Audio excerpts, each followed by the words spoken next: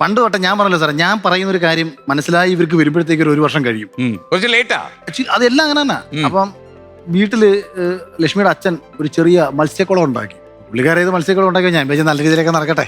അങ്ങനെ ഒരു ദിവസം രാവിലെ എൻ്റെ പിള്ളേർ മീനെ കാണണമെന്നൊക്കെ പറയുമ്പോഴത്തേക്ക് ഞാൻ കരുതി ഒരു ഇച്ചിരി 2 ദോശയൊക്കെ ഇട്ട് കൊടുത്താൽ മീൻ മേളി വന്ന് കൊത്തി തിന്നുമല്ലോ.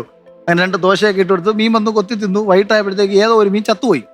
അപ്പൊ ഇതിനു മുന്നേ ഞാൻ പറയുന്നുണ്ടായിരുന്നു ഈ ഇതൊക്കെ നടത്തുന്നെങ്കിൽ വെള്ളത്തിന്റെ pH മൂല്യമൊക്കെ നോക്കണം, അല്ലെങ്കിൽ ഇതൊന്നും കറക്റ്റ് ആവത്തില്ല, ഇതൊക്കെ ഞാൻ പറയുന്നുണ്ട്. ഞാൻ ഒരുപാട് കൃഷി ചെയ്തിട്ടുണ്ട് കേട്ടോ. ഞാൻ കൃഷിഭവൻ മെമ്പറും ഒക്കെയാണ്.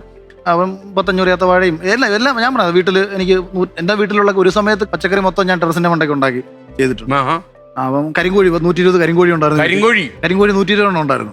നാടൻ കോഴി, താറാവ് എല്ലാം ഉണ്ടായിരുന്നു. ഞാൻ എല്ലാം കോഴിക്കടയില്ല വീട്ടിൽ. കാരണം ഇവക്ക് ഭയങ്കര ബ്രോയിലർ കോഴി ഭയങ്കരമായിട്ട് കഴിക്കും. ആരോഗ്യമുള്ള കോഴിയെ കഴിക്കട്ടെന്ന് കരുതി ഇവർക്ക് തിന്നാൻ വേണ്ടിയിട്ടാ.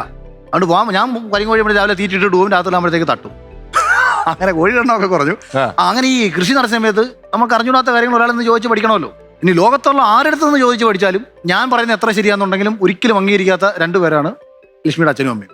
അതുകൊണ്ട് തന്നെ ആദ്യമായിട്ട് തിരിച്ചറിഞ്ഞതും അവരായിരിക്കും. അതെ അതെ. ഇന്ത്യൻ പ്രധാനമന്ത്രി ആയാൽ പോലും അത് ജനങ്ങളുടെ വിവരക്കേടെന്ന് മാത്രമേ അവർ രണ്ടുപേരും വിശ്വസിക്കൂ.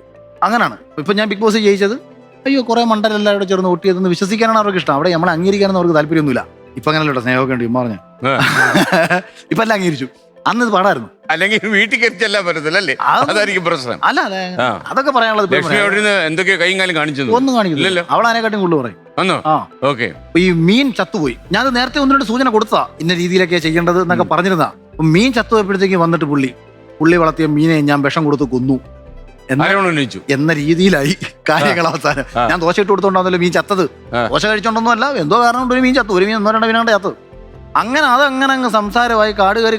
ഇപ്പം ഞാനിരുന്ന് യൂട്യൂബ് എടുത്ത് ഈ മത്സ്യകൃഷിയുടെ കേരള ഫെഡിന്റെ എങ്ങാണ്ടൊരു ഡോക്യുമെന്ററി എടുത്ത് വെച്ചിട്ട് അതിന്റെ ഡീറ്റെയിൽസ് എടുത്ത് ഒരു ഭാഗം പോസ്റ്റ് ചെയ്ത് വെച്ചിട്ട് ഞാൻ പുള്ളിക്കാരനെ കാണിക്കാൻ വേണ്ടി കൊണ്ടുചെന്നു. പുള്ളി എടുത്തോണ്ട് പോ എന്റെ ഉണ്ടാക്കാൻ വന്നേക്കുന്നത്.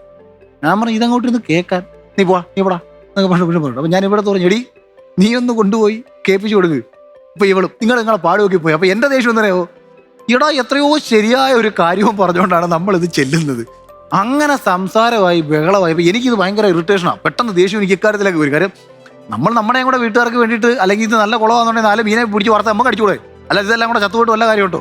അങ്ങനെ ബഹളമായി ആ വഴക്കങ്ങ് കൂടി. ഞാൻ ഇവളുടെ അച്ഛനുമായിട്ട് വലിയ വഴക്കായി. എൻ്റെ ഇടയ്ക്ക് ഇവിടെ വന്ന് കയറി അങ്ങോട്ടും ഇങ്ങോട്ടും പിടിച്ചുള്ളൊക്കെ ബഹളമൊക്കെ ഇവളും പറഞ്ഞു. ഇവിടെ എല്ലാം ഇവിടെ ഇറങ്ങി പോകാൻ പറഞ്ഞു.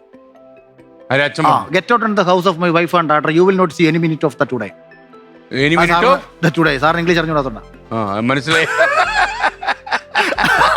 ഇംഗ്ലീഷ് വളവ് തിരിഞ്ഞ് പോകുന്ന കണ്ടപ്പോഴേ എനിക്ക് മനസ്സിലായി ഒരു തൊള്ളർക്ക് മനസ്സിലാവത്തില്ലത്. അപ്പൊ ഇവളുടെ കൂടെ വായുന്നത് കേട്ടപ്പോഴത്തേക്ക് പിന്നെ നമ്മളവിടെ നിന്നിട്ട് കാര്യമില്ലല്ലോ. പറഞ്ഞോ? അവളും പറഞ്ഞു. അവളും പറഞ്ഞു ഇവിടെ ഇനി വീട്ടിൽ കയറണം. പട്ടി അഴിച്ചു വിട്ടോ? ഇല്ല, പട്ടി ഞാൻ മേടിച്ചിട്ടുന്ന പട്ടിയാ 25,000 രൂപയ്ക്ക് സെന്റ്. അപ്പൊ അത് അഴിച്ചു വിടാൻ അതിനെ അഴിച്ചു വിട്ടാൽ അതിന്റെ കൂടെ ഇറങ്ങി വരും. അതിനെ ആര് നോക്കും? എനിക്ക് നോക്കാൻ പറ്റും. ഒരു ദിവസം 5-6 ഇതിന്റെ കൂടെ ഈ നമ്മുടെ പെട്ടി എടുത്ത് റോഡിലേക്ക് എറിഞ്ഞോ ഭാര്യ?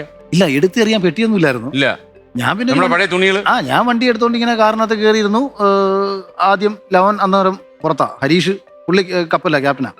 അപ്പം അന്ന് ചീഫ് ഓഫീസറെ കണ്ട. അപ്പൊ ഞാൻ ഇവനെ വിളിച്ചു. അപ്പൊ ഇവൻ ഫോൺ എടുത്തില്ല. അപ്പൊ ഞാൻ വോയിസ് ഒക്കെ അയച്ചു. അളിയാ ഏതാണ്ടൊക്കെ തീരുമാനമായി, വീട്ടിൽ നിന്ന് പുറത്തായി. വോയിസ് അയച്ചു. ഹരിയെ വിളിച്ചു. അപ്പൊ ഹരി പറഞ്ഞു എന്നാ നീ ഒരു കാര്യം എറണാകുളത്തേക്ക് പോരാൻ പറഞ്ഞു. അങ്ങനെ ഒരു ഇറക്കി വിടലിന്റെ ദുർദിനങ്ങളെ എങ്ങനെ ഓർമ്മിക്കുന്നത് ഭാര്യ? അന്ന് വൈകിട്ട് ഫോൺ വിളിച്ചെല്ലാം സെറ്റിലായി. വിളിച്ച് സർവ്വപരാധവും പറഞ്ഞു, ഏറ്റു പറഞ്ഞോ? ഫ്ലാറ്റിന്റെ എഴുത്ത് കഴിഞ്ഞപ്പോഴും ഞാൻ പറഞ്ഞു എന്റെ ഫ്ലാറ്റിൽ കയറി പോയേക്കുന്നത്. ഉടനെ പറഞ്ഞോ? അത് ഗംഭീരമായി. ഇനിയിപ്പോ എന്തെങ്കിലും പ്രശ്നം വന്നാൽ നമുക്ക് ഇറക്കി വിടേണ്ടി വന്നാൽ നമ്മൾ വിടും അല്ലേ? ഞങ്ങൾ അങ്ങനെ ആണോ? ഞാൻ ഉടക്കി നിൽക്കും, ലോകിയാവും. ഉടക്ക നിങ്ങൾ 3-ാം നാൾ കയറി അങ്ങനെയൊക്കെ നാട്ടിൽ പറയുമല്ലോ. ഞങ്ങൾ തമ്മിൽ സമസപ്തമ യോഗമാണ്.